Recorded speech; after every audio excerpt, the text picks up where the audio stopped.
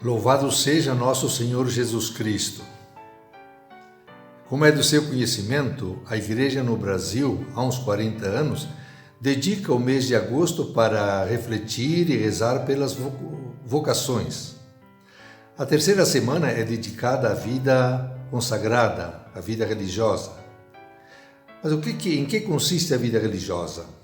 A vida religiosa é um dom, um presente de Deus à sua Igreja, pela ação do Espírito Santo, para seguir e testemunhar Jesus Cristo. Os ensinamentos de Jesus, a sua vida, são a base, são a razão da vida religiosa, da vida consagrada. E do Evangelho nós podemos tirar muitos modos de viver, e dali surgem os chamados carismas, dons de Deus que são concedidos a uma pessoa ou a um grupo para o bem das pessoas diante de uma necessidade. Assim, na igreja houve muitos modos de viver o Evangelho, carismas que nós dizemos. No começo havia os anacoretas, os ermitões, os cenobitas, viva a vida comum, os monges, depois vieram os mendicantes na Idade Média, lá por 1500 as congregações clericais, ordens clericais, mais tarde as congregações de religiosas, de religiosos, inclusive as congregações de leigos, consagrados, sem o sacerdócio, como é o caso dos irmãos maristas.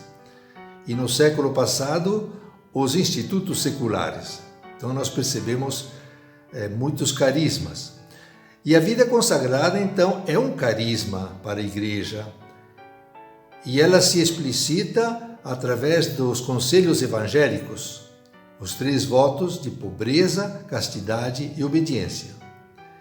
Esses 3 votos querem testemunhar, querem denunciar, querem mostrar um caminho para viver segundo a vontade de Deus, para estabelecer e viver o reino desse mundo. A pobreza visa os bens, visa a chamar a atenção contra o materialismo, o desejo de possuir, o desejo de ter. Então nós podemos dizer que em relação aos bens, o ser humano ele pode ter atitude de posse, de ter para ele, de possuir.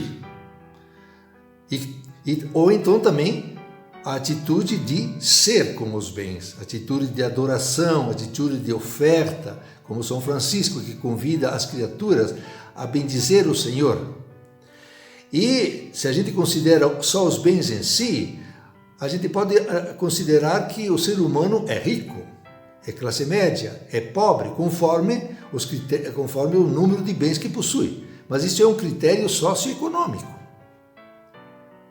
não teológico. E também a gente pode dizer que o ser humano, ele não é, ele se torna. Em relação aos bens, então a gente pensa que possuir muitos bens traz a felicidade. Não, os bens podem trazer muito prazer, mas não a felicidade. O que traz a felicidade é encher as pessoas, encher o coração de pessoas, de amor às pessoas, ou à natureza, encher o coração de amor a Deus. Com relação à castidade, a gente faz o voto de castidade para viver o amor, porque a gente foi cativado por um amor, a gente expressa esse desejo, que é possível, digamos, viver e testemunhar o amor numa dimensão transcendente, numa dimensão gratuita. A gente não faz voto de castidade para viver, para não casar, não. É o voto porque há um amor que motiva. E a obediência é em relação à liberdade, mostra que a liberdade não é só centrar-se em si mesmo, mas é fazer a vontade de quem nos chamou à vida, fazer a vontade de Deus. E dentro da vida religiosa se expressa através do superior, que em última análise tem a última palavra, mas é discernido, há um diálogo na questão da obediência.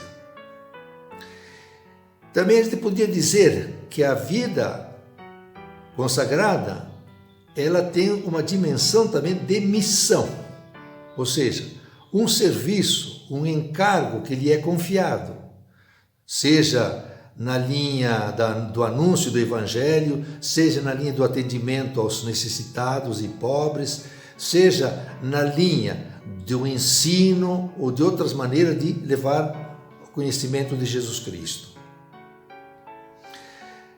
Vocês poderão, mas quem que é essa pessoa que está falando ali?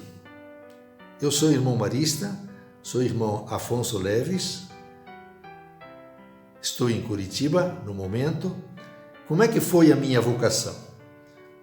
Seria muito longo para dizer de 60 anos de vida religiosa, mas em poucas palavras eu vou dizer que foi minha mãe que ao nascer me consagrou a Nossa Senhora. Isso eu soube no fim da vida dela, porque ela teve problemas de parto. Então, eu conversando com ela, eu perguntei se ela tinha feito alguma promessa. Ela disse sim. Eu entendi por que eu sou irmão Marista. Eu exerci muitos trabalhos dentro da congregação, fui formador, fui professor, trabalhei em Roma, no Conselho Geral, fui conselheiro provincial, participei de equipes interprovinciais, equipes de igreja. Enfim, a gente procurou servir a Deus de diversas maneiras. Agora, vocês pedirão, é fácil viver a vida religiosa? Deus chama aquelas pessoas, Ele escolhe, e a gente tem que procurar, como qualquer outra vocação, ser coerente, ser autêntico. Não quer dizer que a gente não tenha dificuldades, a gente passa por muitas delas, e tem momentos que a gente quer chutar o pau do barraco e largar tudo, mas não é nesse momento que a gente tem que tomar decisões existenciais, porque a linguagem dos sentimentos, das emoções é diferente da linguagem da razão e do bom senso. Então, eu peço a Deus que Ele me conserve, como Ele me chamou um dia, e peço a Ele, por intercessão de Maria, que me conserve até o fim da vida.